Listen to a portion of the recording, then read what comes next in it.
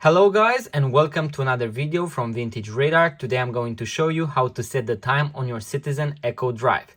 Now if you're new to the channel and enjoy this type of content, make sure to give the thumbs up, subscribe to our YouTube channel, and also check out our website vintageradar.com because we have thousands of vintage watches for sale, link in the description below. So guys, if you have a Citizen Echo Drive just like this one, what you need to do is to pull the crown all the way, so to the last position, just like this. After you have done so, in this position, you can actually adjust the time. So you can rotate the watch hands.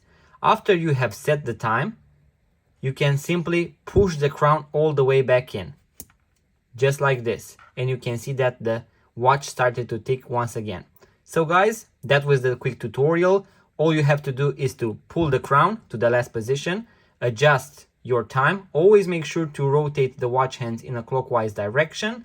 After you have done so, push the crown all the way back in. That was the quick tutorial, guys. You now know how to set the time on your Citizen Echo Drive. If you enjoyed the video, guys, give it a thumbs up, subscribe to our YouTube channel, and see you on the next one.